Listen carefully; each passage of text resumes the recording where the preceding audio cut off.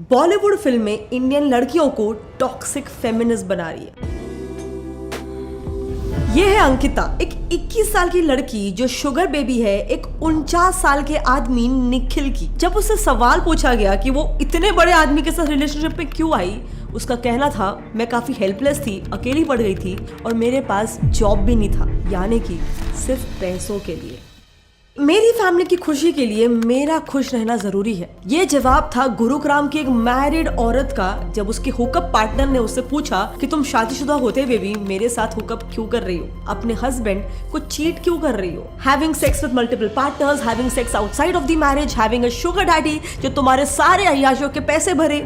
ये सब कुछ इंडिया में काफी ज्यादा कॉमन होते जा रहा है and the stats are very concerning. Times of India में पब्लिश्ड एक रिपोर्ट के अनुसार 40% इंडियन वाइफ्स अपने हस्बैंड के अलावा बाकी मेन के साथ रेगुलर सेक्सुअल इंटरकोर्स करती हैं। और एक दूसरे सर्वे से ये पता चला कि हर 10 में से 7 मैरिड औरतें अपने हस्बैंड्स को बस इसीलिए चीट करती है क्योंकि वो घर के कामों में उनकी मदद नहीं करते। Now Who is to blame?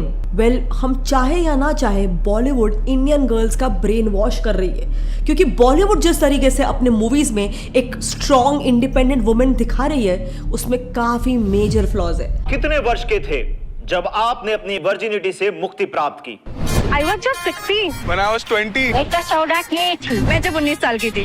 Nobody stays virgin at this age, रुकुल। Nobody stays virgin for this long. 2022 में रिलीज हुई मूवी वर्जिन भानुप्रिया में सिर्फ और सिर्फ एक ही मैसेज है कि यंग गर्ल्स को अपना वर्जिनिटी जितना जल्दी हो सके लूज कर लेना चाहिए, भले ही फोर्सफुली क्यों ना करना पड़े। नहीं, मैं मजाक नहीं कर रही हूँ, इसमें लिटरली एक सीन है जिसमें एक्ट्रेस मेल लीड को सेक्स करने के लिए फोर्स कर रही है, सेइंग अभी नहीं तो कभी नहीं होगा, अभी नहीं तो कभी नहीं, अभी नहीं तो कभी नहीं। आप अभी रिसेंटली रिलीज हुई thank you for coming movie भी देख लो। पूरी मूवी इस पे बेस्ड है कि भूमि के कैरेक्टर को ऑर्गेज्म फील करना होता है जो वो फाइनली कर भी लेती है, लेकिन जब उसके फ्रेंड्स उसको पूछते हैं कि वो लड़का कौन था तब वो ये बोलती है।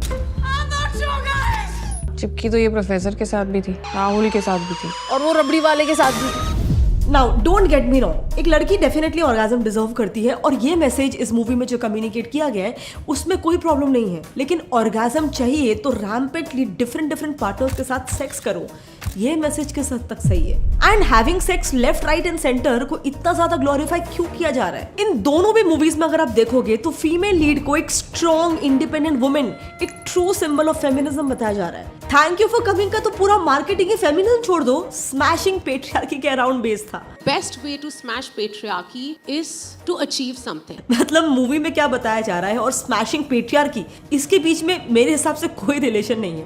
What do you think about this? Comment करके जरूर बताना। ऑल्सो 2016 की हिट मूवी डियर जिंदगी भी काफी सेलिब्रेट की गई थी for its message on mental health, लेकिन उसमें भी एक काफी टॉक्सिक बिहेवियर था जिसे मेरे हिसाब से ज्यादा लोगों ने नोटिस भी नहीं किया। मूवी में आलिया का कैरेक्टर कायरा अपने चाइल्डहुड लव सिड को चीट करती है।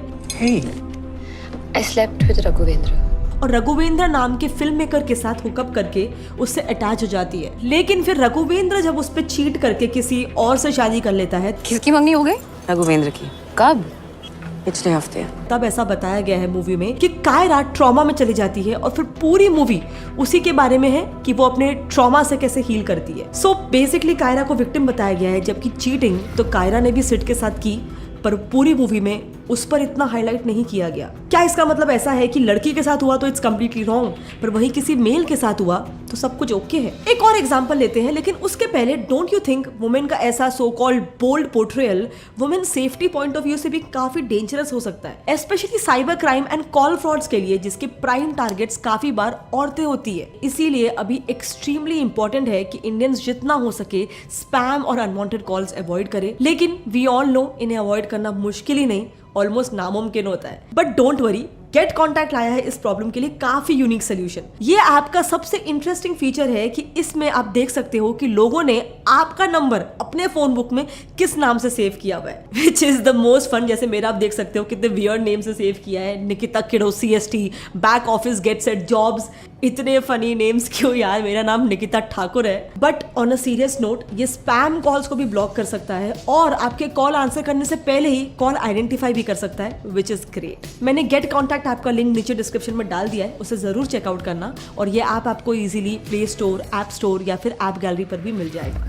ना coming back to our topic, एक और काफी कंट्रोवर्शियल वेब सीरीज का एग्जांपल लेते हैं। मेड इन हेवन में लीड एक्ट्रेस तारा अपने ऑलरेडी एंगेज्ड बॉस को सेड्यूस करती है और उस एक्ट को रिकॉर्ड करके वो बॉस को अपनी शादी तोड़ के उससे शादी करने के लिए मजबूर करती है। लेकिन फिर उसका हस्बैंड उस पर चीट करता है और कुछ टाइम बाद वो डिवोर्स फाइल करके एक दूसरे लड़के के साथ रिलेशनशिप में आती है। बट इस नए लड़के के साथ रिलेशन में होने के बावजूद वो अपने एक्स हस्बैंड के साथ फिजिकल होती है ताकि उसे उसका एक बंगलो एलिमनी में मिल जाए। और ये सब होने के बाद जब उसका करंट पार्टनर उससे जवाब मांगता है तब वो कहती है, don't ever think you can take that decision for me. Please don't think you can ever make that decision for me. मतलब ये कैसा फेमिनिज्म है? अपने पार्टनर के लिए लाइफ कंट्रोल करना ये बेशक गलत है, पर पार्टनर की गलती करने पर उससे एक सवाल पूछना ये तो हर किसी का राइट है। इसमें कंट्रोल कहाँ से आता है? और एक्स्ट्रा मैरिटल अफेयर और चीटिंग को तो कितना कैजुअली दिखाया जाता है। इसी साल रिलीज हुई वेब सीरीज जी करदा में दिखाया है कि एक्ट्रेस अपने एक वेडिंग फंक्शन के दौरान ही उसके हस्बैंड के बेस्ट फ्रेंड के साथ फिजिकल हो जाती है। सेम लाइंस पे ही लिपस्टिक अंडर में बुरखा की एक फीमेल लीड भी अपने ही एंगेजमेंट के दौरान एक्स बॉयफ्रेंड के साथ फिजिकल हो जाती है। फिर 4 मोर शॉट्स में दामिनी का कैरेक्टर जो अपने अबॉर्शन के बाद अपने बॉयफ्रेंड को फिजिकल होने के लिए मना करती है because she is not ready, लेकिन फिर वही दामिनी अपने उसी बॉयफ्रेंड पे चीट करती है और किसी और के साथ फिजिकल हो जाती है। एंड सबसे वियर्ड बात, जब वो उसका बॉयफ्रेंड उससे पूछता है कि तूने मुझ पे चीट क्यों किया, तो वो लड़की उसी पे चिल्लाने लग जाती है कि तुम कितने जजमेंटल हो, मुझे जज क्यों कर रहे हो। भाई साहब चल क्या रहा है? एंड सबसे कंसर्निंग बात ये है ना कि इन तीनों भी कैरेक्टर्स को उनके टॉक्सिक बिहेवियर का बिल्कुल भी अफसोस करते हुए नहीं दिखाया गया है। मतलब बेसिकली मूवीज के हिसाब से एक लड़की अपने फिजिकल नीड्स को सेटिस्फाई करने के लिए किसी भी एक्सटेंट तक जा सकती है, भले ही उसके लिए उसे अपने बॉयफ्रेंड या फिर हस्बैंड को चीट क्यों ना करना पड़े और 10 रैंडम लोगों के साथ क्यों ना रहना पड़े। And that behaviour is shown as the poster cover of feminism. But is this really feminism? This is toxic feminism. Toxicity ही एक वो चीज है जो मेरे हिसाब से जेंडर न्यूट्रल है। लड़का भी टॉक्सिक हो सकता है और लड़की भी हो सकती है। मतलब चलो आप इसी जगह पे एक लड़के को रख के देखो, अगर एक लड़का माइंडलेसली मल्टीपल पार्टनर्स के साथ हुकअप करता है रिलेशनशिप में होने के बावजूद या अदरवाइज भी, तो उसकी भी कोई तारीफ नहीं करता है। उस लड़के को भी तो टॉक्सिक ही समझा जाता है जिससे लड़कियां दूर रहती है। सो यहाँ पे फेमिनिज्म और इक्वल राइट्स की बात ही कहाँ से आती है? और कम से कम बच्चों में तो ये टॉक्सिक माइंडसेट फैलाना छोड़ दो। Thank you for coming movie में ही एक सीन है जिसमें स्टार्ट में स्कूल का एक ड्रामा चल रहा होता है, जब भूमि का चाइल्डहुड प्ले करने वाली कैरेक्टर सबके सामने स्टेज पे चिल्लाती है कि नहीं, बच्चे ऐसे नहीं पैदा होते, बच्चे तो सेक्स करके पैदा होते हैं। ऐसे नहीं होते बेबीज, पहले बॉयज गर्ल्स ना सेक्स करते हैं। फिर मूवी के एंड में भूमि बच्चों के स्कूल में जाकर स्टेज में एक बहुत ही बकवास सा स्पीच देती है जिसका बेसिक मीनिंग होता है स्मैश पेट्रियार्की। लेकिन भूमि की इसी स्मैश पेट्रियार्की के बकवास स्पीच से मोटिवेट होकर ऑडियंस से एक छोटी बच्ची उठ के बोलती है, नहीं पहननी मुझे ब्रा। एक दूसरी बच्ची उठ के बोलती है, नहीं करना मुझे पैरी पौना। दूसरा लड़का उठ के बोलता है, नहीं पढ़ना मुझे मैथ्स।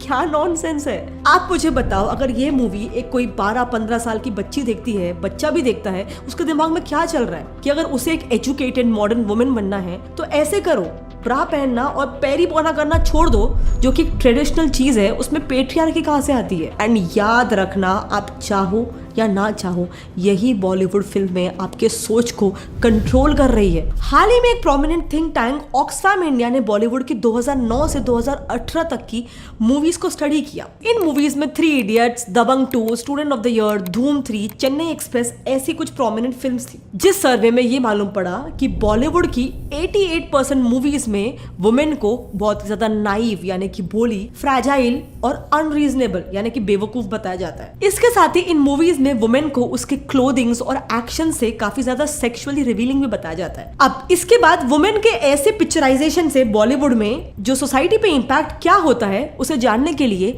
ऑक्सफैम ने बिहार, झारखंड, उड़ीसा, छत्तीसगढ़ और उत्तर प्रदेश की मोस्टली रूरल एरियाज में सर्वे किया। तब उन्हें काफी शॉकिंग रेवलेशंस मिले। उन्हें पता चला कि 70% लोगों ने एक्सेप्ट किया कि औरतों को जिस तरीके से बॉलीवुड में दिखाया जाता है, औरतें रियल लाइफ में भी वैसे ही होती है। मतलब मतलब वो ये मानते हैं कि जैसे पिक्चरों में दिखाया जाता है कि लड़कियां नाइफ, फ्रेजाइल और बेवकूफ और सेक्सुअली रिवीलिंग कपड़े पहनने चाहिए, वैसा वाकई में होता है। इनफैक्ट रूरल लड़कियां तो खुद ऐसे वुमेन के पोर्ट्रेयल को अप्रिशिएट भी करती थी। That is how strongly these movies can form your perspective. Feminism छोड़ो, मीडिया और मूवीज का ये इम्पैक्ट आप एकदम बेसिक से बेसिक चीज है जैसे कि स्किन कलर, फिगर, इन सब में भी देख सकते हो। इंडिया में अनगिनत ऐसे एड्स बने हैं जहां पर एक गोरी लड़की को सक्सेसफुल एंड मोर डिजायरेबल और एक सांवली लड़की को अनसक्सेसफुल बताया जाता है। मुझे बताओ, क्या इसके बाद से इंडिया में यही सेम माइंडसेट नहीं फैल गया था? सेम हुआ जीरो फिगर के मामले में भी। 2008 में टशन मूवी के लिए करीना कपूर ने इस ट्रेंड को शुरू किया, जिसके बाद से एक माइंडसेट बन गया कि सिर्फ वो लड़कियां जिनका जीरो फिगर होता है वो ही ज्यादा डिजायरेबल होती है। अब ऐसे में जब बॉलीवुड का इतना स्ट्रॉन्ग इन्फ्लुएंस है इंडिया की जनता पर, ऐसे में अगर बॉलीवुड फेमिनिज्म के नाम पर having sex with multiple partners, extra marital affairs, gold digging, इस सब को नॉर्मलाइज करेगा तो उसका इम्पैक्ट सोसाइटी पे कितना सीवियर होगा क्या हो रहा है। आप रिसेंटली फेमस हुए कुछ फेमिनिस्ट मूवमेंट्स ले लो, फ्री द निपल्स या बर्न द ब्रा मूवमेंट। जब ये मूवमेंट फेमस हुआ था, कई आम लोग भी और सेलिब्रिटीज भी इस मूवमेंट को फॉलो करने लग गए थे। So yes, I am a burn the bra kind of feminist. I'm a feminist, you know, honestly speaking. I could burn my bra any second. जैसे कि दीपिका मल्होत्रा, जो बर्न द ब्रा मूवमेंट को support करने के लिए 3 दिनों तक लगातार बिना ब्रा पहने ऑफिस जा रही थी। फिर सोनाली चोपड़ा, जो पहली फीमेल सेलिब्रिटी थी जिन्होंने बर्न द ब्रा मूवमेंट को लेकर इंस्टा पे फर्स्ट पोस्ट किया था। और इसके अलावा मिट जाए हम सॉन्ग की सिंगर अनुष्का मनचंदा ने तो अपनी न्यूड पिक्स ही पोस्ट कर दी थी और निपल फ्री रहने को खुद का फंडामेंटल राइट बताया था। पर मेरे एक सिंपल से क्वेश्चन का जवाब दो, इनके ब्रालेस होने से इन्हें इक्वालिटी कैसे मिल रही है? It literally makes zero sense and this is because burn the bra movement जैसे आपके सामने रखा गया है वो गलत है। इसका असली नाम बल्कि था फ्रीडम ट्रैश कैन मूवमेंट और उसके पीछे का रीजन भी कम्प्लीटली डिफरेंट था। एक्चुअली 1950s के दौरान तक यूएस में वुमेन को स्कूल कॉलेजेस में एडमिशन नहीं मिलता था, वो खुद का घर भी नहीं खरीद सकती थी और फीमेल होने की वजह से उन्हें जॉब्स तक नहीं मिलता था और गलती से मिल भी जाए तो जब वो प्रेग्नेंट हो जाती थी उसे फायर कर दिया जाता था। तो ऐसे ही कॉज के लिए कुछ 100 औरतों ने उस टाइम मिस अमेरिका पैजेंट का विरोध करने के लिए फ्रीडम ट्रैश कैन नाम का एक प्रोटेस्ट शुरू कर दिया। इसमें उन औरतों ने खुद के मॉप्स, लिपस्टिक्स, हाई हील्स जैसे खुद की चीजें फेंकी थी जो